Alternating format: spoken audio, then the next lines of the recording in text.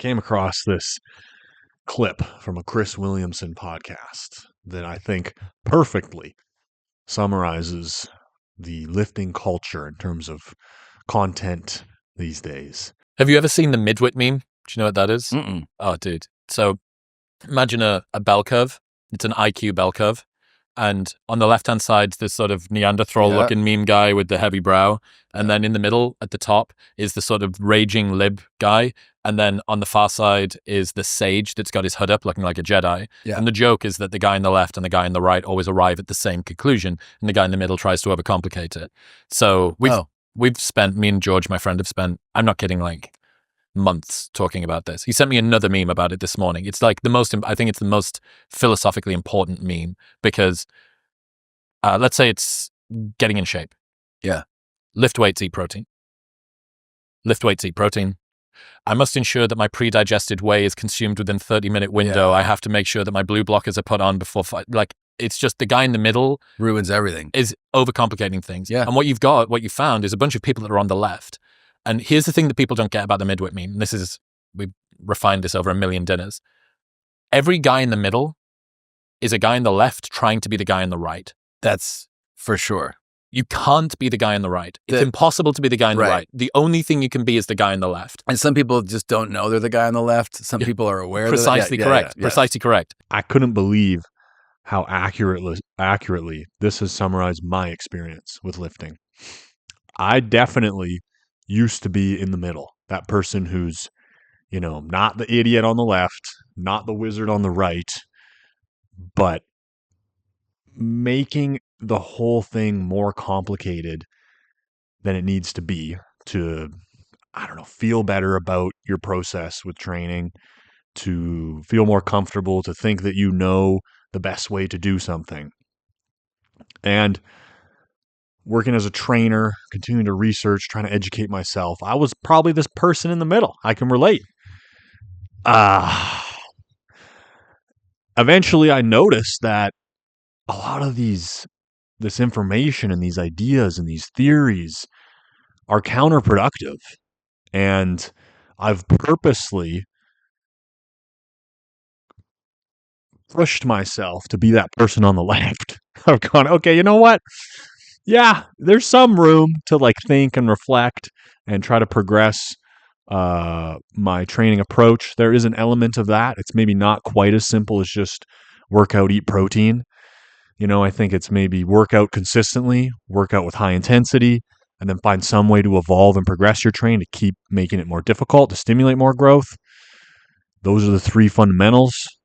And if you do those, that's what's going to lead to 95% of the results you're going to get. And I've tried to restructure my thinking and even my life to simplify so that I can pour more energy into training consistently, training with high intensity, evolving my training, and then also my recovery. So the other element of that, would be, work out hard, eat protein, make sure you sleep and recover, train consistently, train with intensity, evolve and progress your training somehow. It's still very simple in comparison to what a lot of the information online, the science-based optimal lifting community would make you think, but it's maybe slightly a little more nuanced than just lift and eat protein, but not really. It's closer to that than it is what Dr. Mike or Jeff Nipper would make you think, man, with these endless studies and analysis. And I've just noticed that through experience, I realized myself, I was like, if I want to get better results, I need to stop focusing and falling for these gimmicky new things. I'm going to totally redo my volume. I need to only do these exercises or those. It just never leads to more growth. It's the simple shit that is just hard and people don't want to do. And so you have all these people in the middle who are consuming information and taking some autonomy over their training process and attaching themselves to this ideology of science-based lifting or whatever, the latest lifting trend is, and just screaming about how to do it. I don't know. I guess I'm doing that too. I'm involved in the equation, but what I'm advocating for is to I've consciously tried to guide myself to be that person on the left instead of the person in the middle. That kind of idiot Cro-Magnon just comes to the same conclusions that the wizard on the right does, and that it's with lifting, it's just the perfect example. It's just not that complicated, man. And you need to find ways to train harder and recover better. And I've purposely um, sort of changed my life or my lifestyle to try to encourage recovery and just make training for muscle gain an even more significant priority, which is what I think leads to more growth. It's these simple habitual changes that no amount of information or knowing or analyzation can substitute for. If it's not a priority, if you have too much going on in your life and you're not sleeping enough, you're stressed out, you're dealing with all these other things, there's only so much room in your day-to-day life for the things that you care about. Like you have a fixed amount of energy. And I think one of the biggest ways to improve upon changing your physique in terms of gaining muscle, if that's what you've decided that's really important to you and that's a goal you have, is to cut other things out, you know? And that's just like a simple thought of like, if I maybe remove some of the stress and commitments in my life that, to each his own. If you identify that that's not as important to me as the gym and training for muscle gain, then I need to get rid of those things so I have more energy for pouring into the gym. And a lot of people, you're restrained by your circumstances and maybe you're locked into a career, you've got a family, you've got these obligations. But I think we could all take a minute and assess, could I cut like if I really care that much about the gym and trying to change my physique and grow more muscle, then I probably need to cut these other things out to make more room for it instead of just consuming more information. Information's not going to help, man.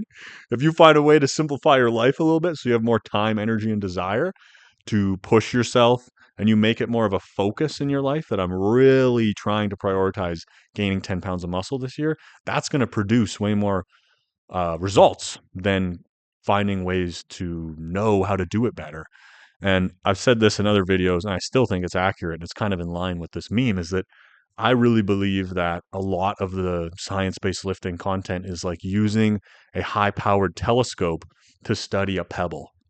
It's like, we're going to examine this with the sophistication of this technology and science to analyze this pebble from 97 different angles. And it's like, bro, point that thing into the stars and look at some galaxies and shit. I don't know. I'm not an astronomer, but there's all kinds of complicated shit that you could study with that high-powered telescope. And so I think when I push back against science, people would say, oh, you don't believe in the scientific method. That's not what I'm saying.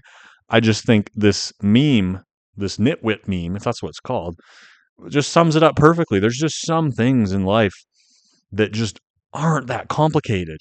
And the, dull, kind of dim-witted Neanderthal character obliviously ends up taking the same actions as the wizard on the right, that outlier high performer person.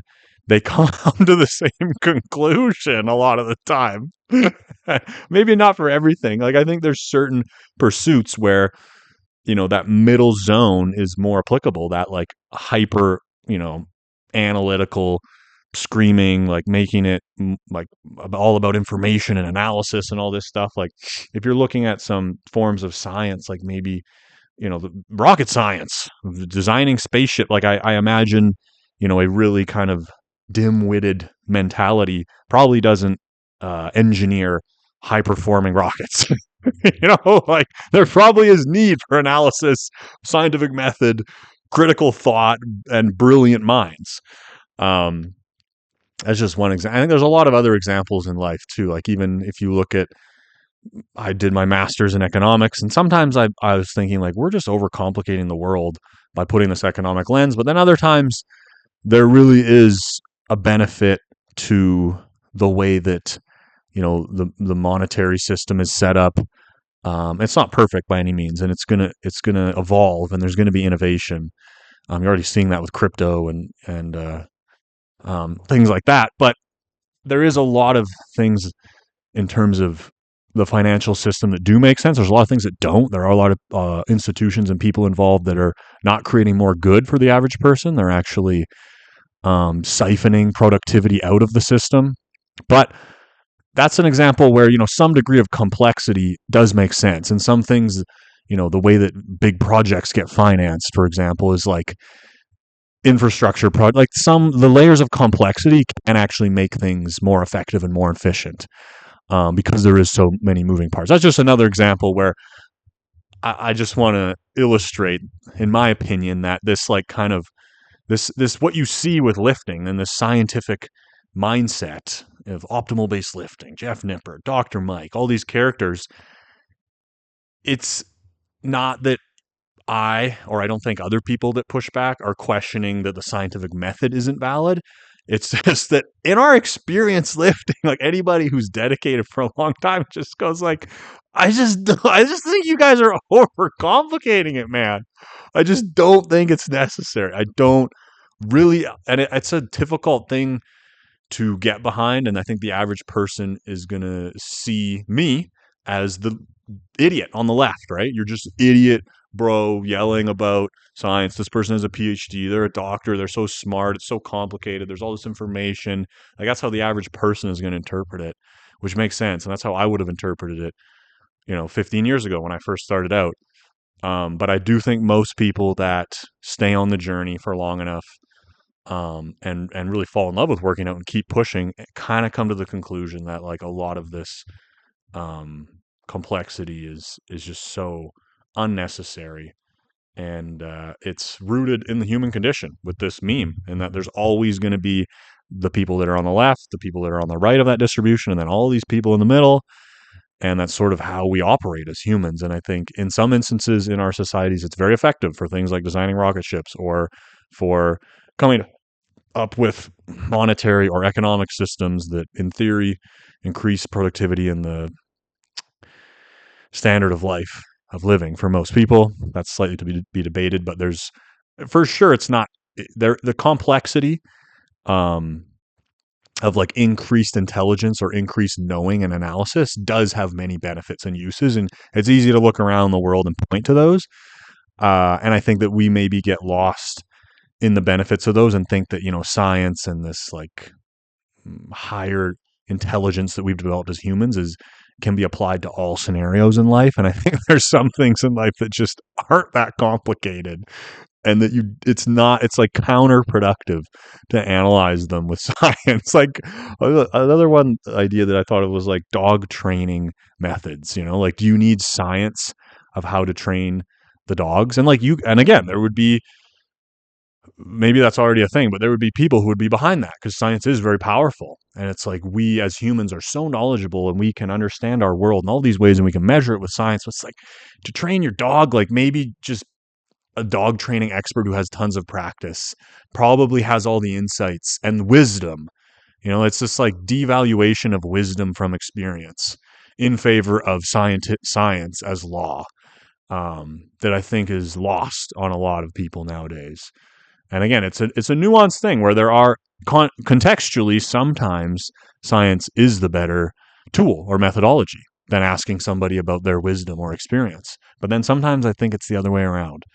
And that's just something for you to think about for yourself. I just thought that this meme was like way too good to not reference, and it just sums up what I believe the lifting process actually looks like. And yeah, I mean, I could be wrong, but I so far I believe that to be the truth from what I've lived and experienced and reflected upon. I'm just one person, but I do think that is the way it works, and I want to keep pushing that to you guys, because I think that's what actually leads to more results for you. That's what I've seen to lead to more results for myself. Once you simplify and start focusing on habitual changes and the battlefield in your mind, a lot of the things are mental habits that you need to overcome psychologically. It's not about looking out and knowing. And that's why I think sometimes that content is more harmful, because it distracts you from focusing on making ground on the things that are actually going to produce more growth. Right. And like an example of that would be training intensity. So you may think you train hard, or I don't know, maybe you purposely don't train to failure wherever you are. The evolution of your psychology and your habits through lifting to get to the point where you push yourself with higher and higher intensity to stimulate more growth, in my opinion, is something that consuming more information is not going to support you in and will actually distract you from. And it'll supplant your progress in developing intensity as a skill with, let me try this new crazy split. Let me not do these back exercises because the coefficient of friction on the pulley is going the opposite direction as I pull down. Therefore, a lat pull down is not useful and we have to only do pull-ups instead. Or a bicep pump is going to impede your tricep range of motion and limit the amount of tricep growth you get. Sorry, it's just things like that I'm like, just throw it all out, man. And what is your process in the gym? What are the things limiting you in your own mind, your own psychology? What are your habits day to day? What are other things that you're prioritizing? And assessing like, how important is muscle gain to me? And if it's that important, I need to make more room for it. I need to develop more desire. I need to find a way to change my training so I enjoy it, so I want to go in there. All of these things just psychologically, internally within yourself, you need to develop. And looking to the external world for more information about how to do something that's inherently very simplistic in growing muscle isn't helping. I think it's getting in the way of you continuing to make steps on that journey and bust through those psychological barriers and make those habitual changes. Because I've been the same way. When I first started lifting, I trained pretty hard, but not this hard. I was pretty consistent, but not this consistent. I used pretty good form, but not this good of form. I had not much of a mind-muscle connection. I didn't have as much focus in my sessions. I didn't prioritize my life so that I could be incredibly consistent with my workouts. I would train consistently for a while and then something would happen and I'd get a job or whatever and I wouldn't train for a couple months, or, I'd keep going out drinking and I'd get sick. It's not necessarily that version of me didn't know all the information to get growth, but I hadn't made the psychological and habitual changes to produce more growth. And reflecting back, it's not like I didn't need to consume more information to realize those things. It was all internal within my own psychological landscape. And some of it comes down to what your priorities are and what your desire is. And that's going to be highly correlated with the amount of muscle growth you get. If you don't really desire it that much, it doesn't matter what information you consume, really. If you don't really prioritize it in your life that much, then it doesn't matter what split you're using or what rep range you're using or what tempo you're using. Like, those things are so futile. Yeah. So something for you to think about. I think that meme just like sums it up freaking perfectly. What else? Today's session, we had some progress on the first set of overhead tricep extensions. I got 16 with this slower, more controlled tempo, with a fuller extension, which is a new PR. But then sets 2 and 3, which you're seeing, I only got 13 and 12, and they weren't the best sets. I'm kind of wondering if maybe my central nervous system was a little bit zapped, because the muscle was obviously stronger. That first set that I came in fresh, I was able to move the weight for more reps. But then it seemed like I kind of hit a wall. And I think it's because the fatigue from doing legs the day before was still kind of weighing on my body. And so like that first set when I was fresh, I still had enough like energy for the muscle to perform at its best and actually to do a PR or more than I'd done previously. But then my energetic reserves, if that's the right term for that or not, the fatigue that I had from recovering from legs played a factor. And so that's something that I've kind of noticed consistently, that if you're particularly legs, like, because they're the biggest muscle in your body, the next day after a hard leg session that led to soreness and like led to some growth, I wouldn't expect yourself to have quite as much output in terms of the strength that you're going to get.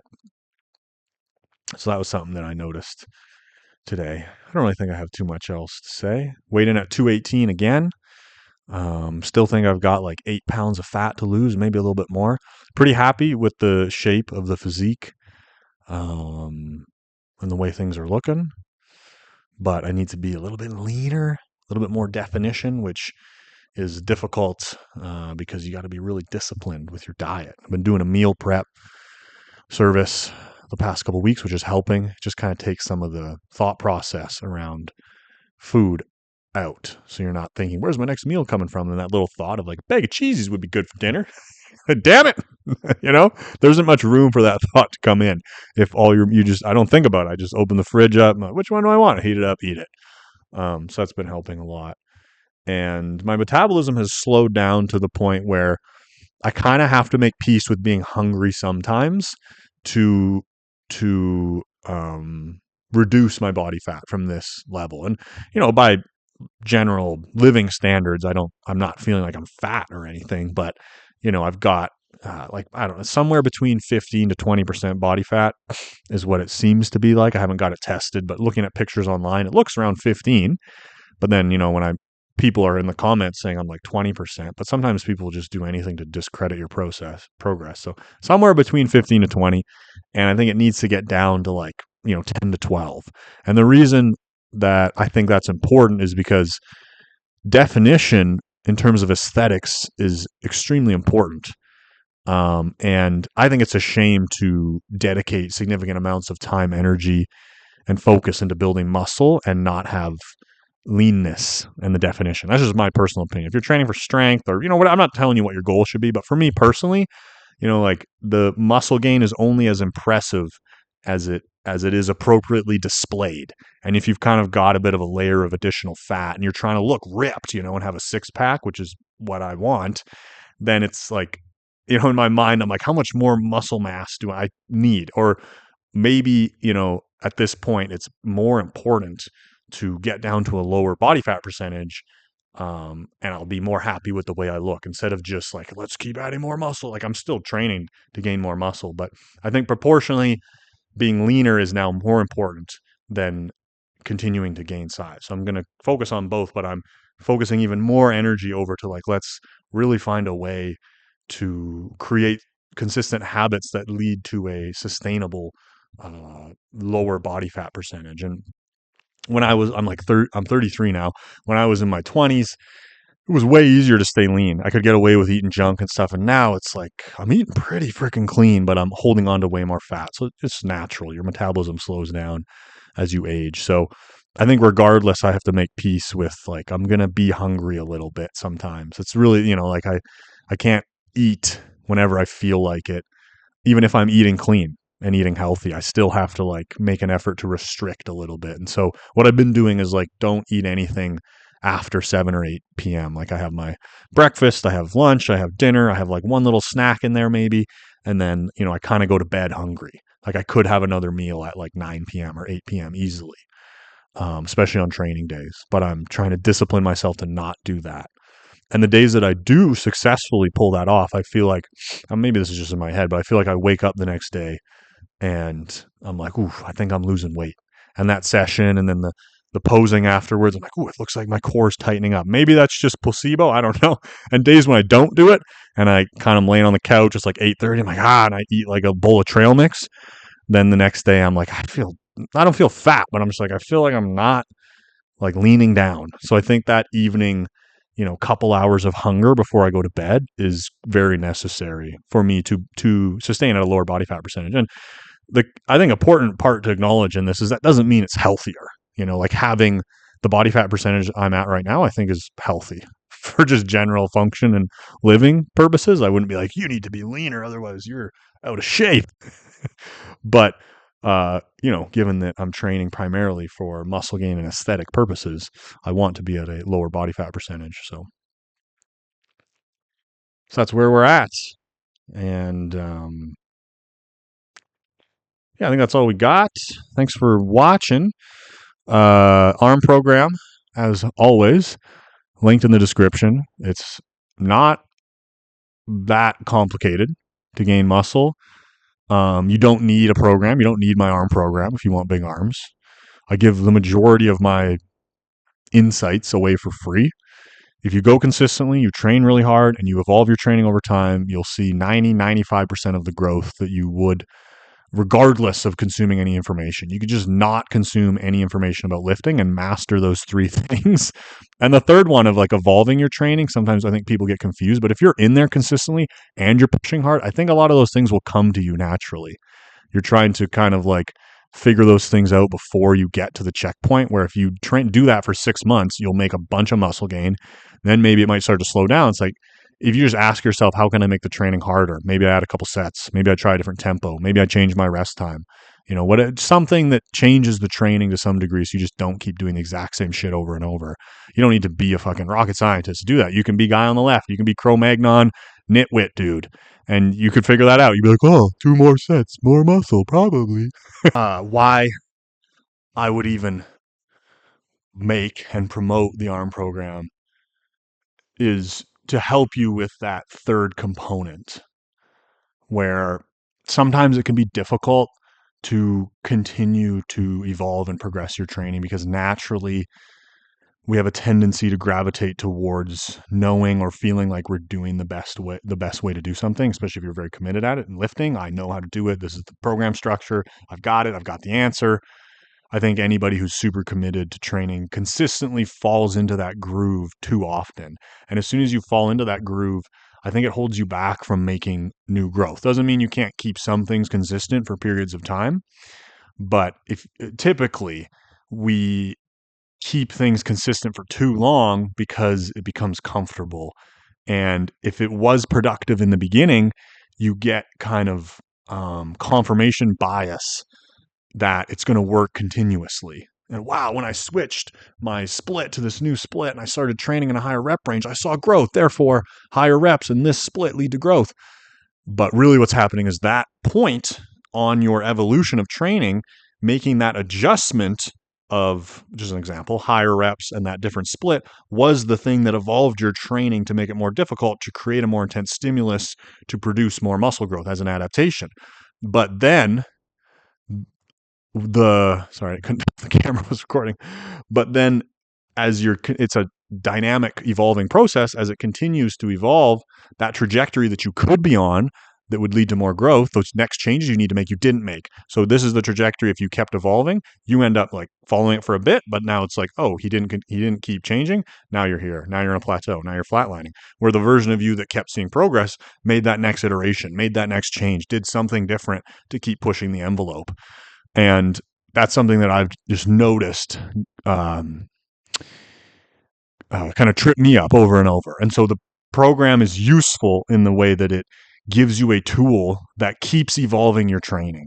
And it does it in a way that, based on my experience, these are changes that I saw to lead to more growth. Because obviously there's lots of changes you could make that don't lead to more growth, or maybe even lead to less growth. And I've made a lot of those changes. It wasn't a correct evolution. Like, for example, let me do 20, 30 sets in a workout. That could make the workout harder. And let me use a slower tempo as well. That, according to science, is going to lead to more growth.